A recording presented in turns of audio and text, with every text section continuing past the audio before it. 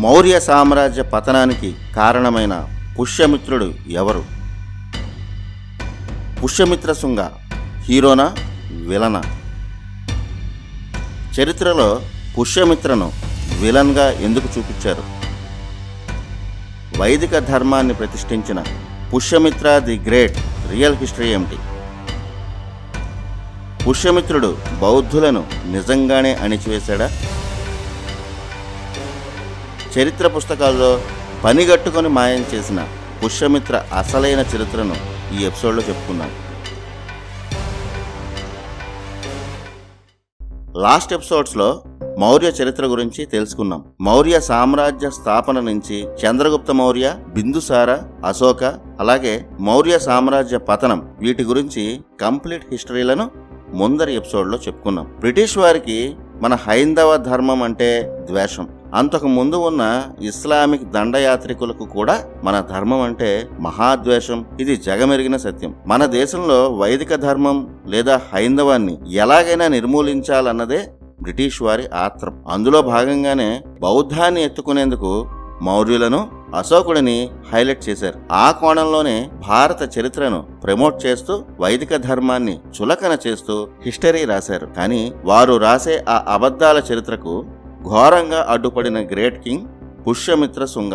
అతని చరిత్ర వచ్చేసరికి బ్రిటిష్ వారికి, ఆ తర్వాత మన చరిత్రకారులకు కూడా ఏం చెయ్యాలో అర్థం కాలేదు. ఎందుకంటే పుష్యమిత్ర శుంగ పాలనలో బౌద్ధ వైభవం దాదాపు ముగిసిపోయింది. బౌద్ధంతో మత రాజకీయాలు చేస్తున్న మౌర్య వంశ పాలనకు చరమగీతం పాడినవాడు పుష్యమిత్ర శుంగ. పుష్యమిత్రుడి రియల్ హిస్టరీ చెప్పుకునే ముందు ఆ కాలం నాటి పరిస్థితుల గురించి ముందు ఓసారి చెప్పుకుందాం. కోట వెంకటాచలం గారి కలియుగ రాజవంశాల చరిత్ర, అలాగే విశ్వనాథ వారి పురాణ వైరి గ్రంథమాల చారిత్రక గ్రంథాల ప్రకారం 1534 BCEలో ధననందుడిని సంహరించి చాణక్యుడి సహకారంతో చంద్రగుప్త మౌర్యుడు మౌర్య సామ్రాజ్యాన్ని మగధలో స్థాపించాడు. ఆ తర్వాత బిందుసార, అశోకలు మౌర్య సామ్రాజ్యాన్ని భరతఖండమంతా విస్తరించారు. అశోకుడి కాలంలో రాజకీయాల్లో బౌద్ధుల ప్రమేయం హద్దుదాటి హింస కూడా మితిమీరిపోయింది. ఈ మత రాజకీయాల వల్ల వైదికులతో సహా జైనం లాంటి మిగిలిన ధర్మాలు పాటించే వారంతా నానా హింసలు అనుభవించారు. అశోకుడు వృద్ధాప్యంలోకి వచ్చాకే హింసను వదిలాడు. అప్పటికే ప్రజల్లో వచ్చిన అసంతృప్తిని గమనించి అశోకుడి వారసులు అశోకుడి అధికారాలన్నీ కత్తిరించి అంతఃపురంలో కూర్చోబెట్టారు. బౌద్ధాన్ని రాజకీయాలకు దూరంగా పెట్టిన తర్వాతే అశోకుడి వారసుడైన దశరథ మగధ సింహాసనం ఎక్కాడు. కానీ బౌద్ధ రాజకీయాలు మౌర్యులను వదిలిపెట్టలేదు. అలా మౌర్యులపై ప్రజల్లో అసంతృప్తి కాలంతో పాటే పెరుగుతూ వచ్చింది. మౌర్య వంశంలో చివరి రాజు బృహద్రథ. మౌర్యుల పతన కాలం 1218 BCE. అప్పటికి బృహద్రథ పాలనకు 50 ఏళ్లు. తీవ్రమైన అస్థిరతల మధ్య బృహద్రథుడు మగధను పాలించాడు. ఆ సంవత్సరం చాలా ఘటనలే జరిగాయి, చరిత్రను మార్చాయి. బృహద్రథుడు అసమర్థుడు, స్త్రీలోలుడు, సురాపానానికి బానిస. మరోవైపు బృహద్రథ బలహీనతలను ఆసరాగా తీసుకుని ఆ కాలంలో బౌద్ధ రాజకీయాలు హద్దు దాటిపోతున్నాయి. బౌద్ధుల్లో అద్భుతమైన మేధావులు, గొప్ప మహర్షులు ఉన్నారు. అలాగే మతం పేరుతో ఇతర మతస్థులను హింసించే మత ఛాందసులు ఉన్నారు. ఈ మత ఛాందస బాపతు అశోకుడి కాలం నుంచి పెరిగారు. బృహద్రథ కాలంలో బౌద్ధుల ఆగడాలు హద్దు దాటిపోయాయి. ఆ కాలంలో బలవంతపు బౌద్ధాన్ని అంటిస్తూ మత ఛాందసంతో ప్రజలను భయభ్రాంతులను చేశారు. బృహద్రథకు సంతానం లేదు. వారసుడి కోసం తన 80 ఏళ్ల వృద్ధాప్యంలో కుముద్వతి అనే 20 ఏళ్ల యువతిని బృహద్రథ వివాహం చేసుకున్నాడు. అయినా అతనికి వారసులు కలగలేదు. కుముద్వతి అన్న శతానిక తన చెల్లెలికి రాజు వల్ల పిల్లలు పుడితే వారిని మౌర్య చక్రవర్తిని చేసి తాను చక్రం తిప్పవచ్చని శతానికుడు కాచు కూర్చున్నాడు. మంత్రి పదవిలో ఉన్న శతానికుడు బౌద్ధుడు. మరో 2 మంత్రులు సింహబలుడు, శ్వేతాశ్వ బృహద్రథ కొలువులో ఉండేవారు. వారు కూడా బౌద్ధులు. అలాగే బృహద్రథ బంధువులు కూడా. వీరంతా స్వార్థపరులు. సన్యాసం స్వీకరించాల్సిన బౌద్ధులు మంత్రి పదవులతో రాచరికం ప్రదర్శించేవారు. వీరు బృహద్రథుడు మరణిస్తే అధికారం కోసం కాచుకు కూర్చున్నవారు. దేవుడు, బుద్ధుడు, భక్తి ఇలాంటివేవి పట్టకుండా నిత్యం సుఖభోగాల్లో తూలే బృహద్రథుడు రాజ్యాన్ని గాలికి ఈ బౌద్ధ అధికారులకు వదిలేశాడు. ఇలాంటి బౌద్ధ అధికారులు మిగిలిన ధర్మాల ప్రజలను తీవ్రంగా అణిచేవారు. ఆ హింస వల్లే ప్రజల్లో తిరుగుబాట్లు మొదలయ్యాయి. ఈ తిరుగుబాట్లను అదనుగా తీసుకుని మగధ చుట్టుపక్కల రాజ్యాలు, సామంతులు బృహద్రథుని కాలంలో వారి ఇష్టం వచ్చినట్టు ప్రవర్తించారు. ముఖ్యంగా సరిహద్దు ప్రాంతాలను యవనులు ఆక్రమించారు. అశోకుడి తర్వాత దశరథ కాలంలోనే మగధ గాంధార రాజ్యాన్ని కోల్పోయింది. ఆ దేశాన్ని యవనులు ఆక్రమించారు. భరత ఖండాన్ని దోచుకోవడమే వీరి ప్రధాన లక్ష్యం. అలా లోపల బౌద్ధ రాజకీయాల వల్ల, బయట యవనులు ఇతర శత్రువుల వల్ల మగధ రాజ్యంలో సామాన్యుల జీవితాలు ప్రమాదంలో ఉన్నాయి. మగధ అంతర్గత పరిస్థితులు అత్యంత దారుణంగా ఉన్న సమయమది. ఎవరో ఒకరు రాకపోతారా, ఈ మౌర్యులను బౌద్ధులను కూలదోసి మళ్లీ ధర్మాన్ని స్థాపించకపోతారా అని మగధ సామ్రాజ్యంలో సామాన్యులందరూ ఎదురు చూస్తున్న సమయం అది. అలాంటి సమయంలో వైదిక ధర్మం పాటించే హైందవులకు ధైర్యాన్నిచ్చి సరిహద్దుల్లో యవనులకు చుక్కలు చూపించిన ధీశాలి పుష్యమిత్ర శుంగ. పుష్యమిత్ర శుంగుడు సామవేదీయ బ్రాహ్మణుడు. వైదిక ధర్మమే తన జీవితంగా బతికాడు. శుంగ వంశానికి చెందినవాడు. శుంగులు మహర్షి భరద్వాజ సంతతికి చెందినవారని పాణిని తన గ్రంథాల్లో వివరించాడు. వేదకాలం నుంచి శుంగ వంశస్థుల గురించి గొప్ప ప్రస్తావన ఉంది. బృహదారణ్యక ఉపనిషత్తులో శుంగిపుత్ర అనే ఆచార్యుడి గురించి ఉంది. అలా శుంగవంశం వేదకాలం నాటి ప్రాచీనమైనది. అలాంటి వంశంలో జన్మించిన పుష్యమిత్రుడు భారద్వాజ గోత్రీకుడు. భారద్వాజ కుమారుడే కురుపాండవుల గురువు ద్రోణుడు. అస్త్రశస్త్ర ప్రవీణుడు. భరద్వాజుడు కూడా క్షాత్రం చేసినవాడే. యుద్ధాల్లో నిపుణుడు. వైమానిక శాస్త్రవేత్త. భరద్వాజిక వంశీకుల్లో బ్రాహ్మణులు క్షాత్రమే ఎక్కువగా చేశారు. అలాంటి వంశంలో పుట్టిన పుష్యమిత్ర శుంగుడు కూడా యుద్ధ విద్యల్లో అశ్వశాస్త్రంలో దిట్ట. అందుకే సైన్యాధ్యక్షుడయ్యాడు. అతని ధైర్య సాహసాలు అపారం. రాజకీయ చతురత అద్భుతం. చాణక్యుడి అర్థశాస్త్రంలో ప్రావీణ్యం. ఇవి చూసే బృహద్రథ పుష్యమిత్రను సర్వ సైన్యాధ్యక్షుడిని చేశాడు. పుష్యమిత్ర అంటే బృహద్రథకు విశ్వాసం, నమ్మకం. అతనికి పూర్తి స్వేచ్ఛనిచ్చాడు. పుష్యమిత్రకు భయపడే శత్రు రాజ్యాలు మగధ వైపు చూసేవి కావు. యవనులకు కూడా పుష్యమిత్రుడంటే భయం. అందుకే బృహద్రథుడు కూడా పుష్యమిత్రతో చాలా జాగ్రత్తగా వ్యవహరించేవాడు. కానీ రాజ్యంలో ఉన్న ఉన్నత అధికారులు, చక్రవర్తి బంధువులు పుష్యమిత్రుని ఎలాగైనా పదవి నుంచి తప్పించాలని, అతను ఉంటే బృహద్రథపై కుట్ర చేయడం సాధ్యం కాదని ఎన్నో కుటిల యత్నాలు చేశారు. కానీ అవేవీ పనిచేయలేదు. ఎందుకంటే అప్పటికే సైన్యంలో మౌర్య సామ్రాజ్యంపై వ్యతిరేకత ఉంది. వారంతా పుష్యమిత్ర వైపే ఉన్నారు. మౌర్య చక్రవర్తుల్లో ఎక్కువ కాలం పరిపాలించినది ఈ బృహద్రథే. ప్రజల్లో అసంతృప్తి ఉందని, ఇలాగే కొనసాగితే మగధ కుప్పకూలిపోతుందని ఎన్నోసార్లు పుష్యమిత్రుడు చక్రవర్తిని హెచ్చరించాడు.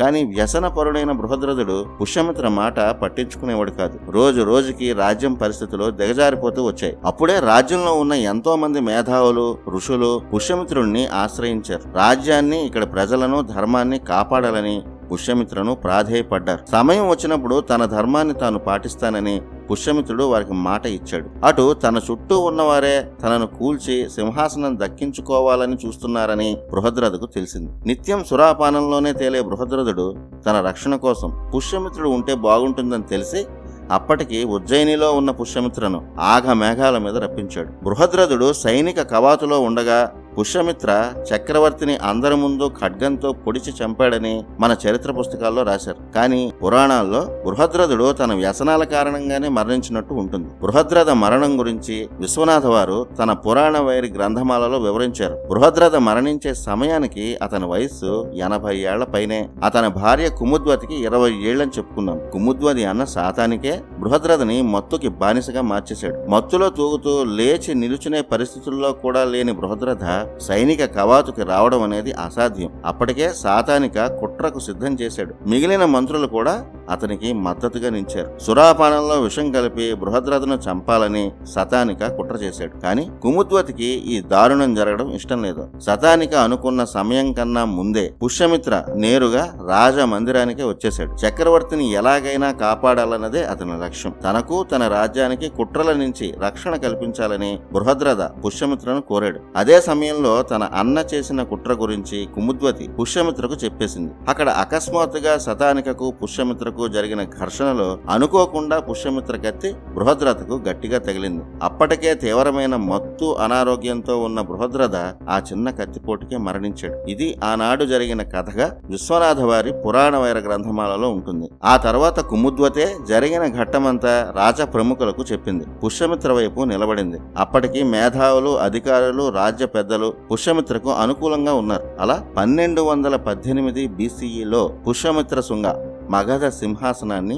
అధిష్ఠించాడు. అలా శుంగవంశ పాలన ప్రారంభమైంది. ఆనాడు పుష్యమిత్ర సింహాసనం అధిష్ఠించకపోతే మగధ అస్తవ్యస్తం అవుతుందన్న భయాలు ప్రజల్లో ఉన్నాయి. అందువల్ల సకల సైన్యం ఆమోదం, ప్రజాబలంతో పుష్యమిత్రుడు మగధకు చక్రవర్తి అయ్యాడు. పుష్యమిత్ర మళ్లీ వైదిక ధర్మాన్ని ప్రతిష్ఠించాడు. చరిత్ర పుస్తకాల్లో పుష్యమిత్రుడు బౌద్ధులను ఊచకోత కోశాడని ఇష్టం వచ్చినట్టు రాశారు. అది శుద్ధ తప్పు. బౌద్ధం పేరుతో మత రాజకీయాలు చేసేవారిని, బలవంత మత మార్పిడులు చేసే మత ఛాందసులను పుష్యమిత్ర తీవ్రంగా శిక్షించాడు. సామాన్య భిక్షువులను ఎంతో ఆదరంగా చూశాడు. అందుకు సాక్ష్యం బౌద్ధుల కోసం బార్హూత్ వద్ద ఒక బౌద్ధ స్తూపాన్ని పుష్యమిత్ర నిర్మించాడు. శిథిలావస్థకు చేరిన బౌద్ధ ఆరామాలను బాగు చేయించి వాటికి అందమైన శిలాతోరణాలతో ప్రవేశ ద్వారాలు పెట్టించాడు. ఇప్పటికీ ఉత్తరాదిలో శిలాతోరణాలతో ప్రవేశ ద్వారాలు ఉన్న బౌద్ధ ఆనవాళ్లు పుష్యమిత్ర కాలంలో నిర్మించినవే.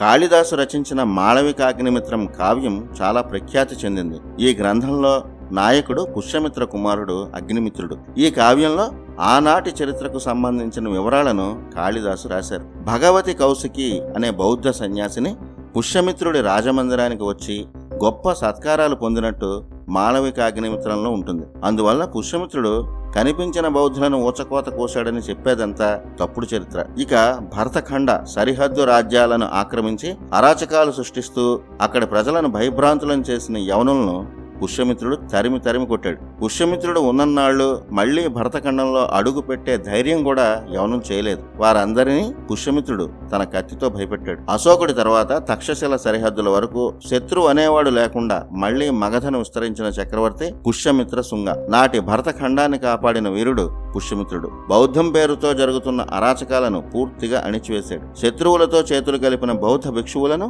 దేశ బహిష్కరణ చేశాడు. ఏది ఏమైనా పుష్యమిత్రుడి కాలంలో బౌద్ధం పూర్తిగా ఆదరణ కోల్పోయింది. బౌద్ధం ఆదరణ కోల్పోవడానికి వారి మత ఛాందసం, వారి మత రాజకీయాలే కారణం. కానీ బౌద్ధులు పుష్యమిత్రపై ద్వేషం పెంచుకొని అతని గురించి ఇష్టం వచ్చినట్టు తమ గ్రంథాల్లో రాశారు. పుష్యమిత్ర కాలంలో వైదిక ధర్మం మళ్లీ వైభవోపేతంగా వెలిగింది. కొత్తగా వచ్చిన బౌద్ధ మత ఛాందసంతో అనాదిగా వస్తున్న వైదిక సాంప్రదాయాలు పాటిస్తున్న భరతఖండ ప్రజలను దారుణంగా అణిచివేసిన అశోకుడు ది గ్రేట్ అయినప్పుడు భరతఖండ అస్తిత్వానికి మూలాధారమైన వేద ధర్మాన్ని పునఃప్రతిష్ఠించిన పుష్యమిత్రుడు అశోకుడి కన్నా ది గ్రేట్. తన చక్రవర్తి బృహద్రథ తన చేతుల్లోనే మరణించిన కారణంగా పాప పరిహారంగా పుష్యమిత్రుడు అశ్వమేధ యాగాన్ని చేశాడు. మహాభారతం అలాగే కురువంశ చక్రవర్తుల తర్వాత మళ్లీ అశ్వమేధాన్ని చేసింది పుష్యమిత్రుడే. అశ్వమేధంలో యాగాశ్వాన్ని మగధ రాజ్యమంతా ప్రయాణం చేయించాడు. పుష్యమిత్రకు ఎదురు నిలిచే ఒక్క రాజు కూడా లేకుండా పోయాడు. కానీ ఆ యాగాశ్వాన్ని సింధు రాజ్యం దగ్గర గ్రెకోబాక్ట్రియన్ రాజ్యానికి చెందిన యవనులు అడ్డగించారు. పుష్యమిత్రుడు ఆ యవనులను చిత్తుగా ఓడించి కాబూల్ లోయ వరకు తరిమేశాడు. మన ప్రాచీన వేద సంస్కృతికి మూలమైన సింధు లోయను కాపాడింది కూడా పుష్యమిత్రుడే. పుష్యమిత్రుడు తన జీవిత కాలంలో ఎప్పుడూ ఓటమి చూడలేదు. అతను ఉన్నంత వరకు ఏ విదేశీ మ్లేచ్ఛుడు భరతఖండ సరిహద్దుల్లో కాలు పెట్టే సాహసం చేయలేదు. అశ్వమేధ యాగాన్ని విజయవంతంగా పూర్తి చేసిన పుష్యమిత్ర మగధను పటిష్టమైన సామ్రాజ్యంగా తీర్చిదిద్దాడు. రాజధానిగా పాటలిపుత్ర ఒక వెలుగు వెలిగింది. 36 ఏళ్ల పాటు పుష్యమిత్ర శుంగ మగధను పాలించాడు. యోగ శాస్త్రాన్ని ప్రపంచానికి అందించిన పతంజలి పుష్యమిత్ర కాలం నాటివాడే. మౌర్య వంశం తర్వాత వచ్చిన ఈ శుంగవంశంలో 10 మంది రాజులు 300 ఏళ్ల పాటు పాలించారు. వీరిలో పుష్యమిత్ర, అతని కుమారుడు అగ్నిమిత్ర అత్యంత శక్తివంతులు. అగ్నిమిత్ర తర్వాత సుజేష్ట, వసుమిత్ర, భద్రక, పుళింద, ఘోష, వజ్రమిత్ర, భాగవత, దేవభూతి వీరంతా శుంగవంశ రాజులు. ఈ రాజుల క్రమం భాగవతంతో పాటు విష్ణు పురాణం, భవిష్య పురాణాల్లో స్పష్టంగా ఉంది. శుంగవంశంలో చివరి రాజు దేవభూతి. దేవభూతి కాలం 918 BCE. దేవభూతి కాలంలో మహామంత్రి వసుదేవ కణ్వ వంశానికి చెందినవాడు. అతను దేవభూతిని వధించి మగధ సింహాసనాన్ని అధిష్ఠించాడు. అలా శుంగవంశం అంతరించి 918 BCEలో కాణ్వ వంశం పాలన మొదలైంది. ఇది ప్రమాదంలో పడిన మన సంస్కృతికి మళ్లీ ప్రాణం పోసిన ది గ్రేట్ పుష్యమిత్ర శుంగ, అలాగే శుంగ వంశీకుల చరిత్ర. వీరి తర్వాత జరిగిన చరిత్రను నెక్స్ట్ ఎపిసోడ్లో తెలుసుకుందాం.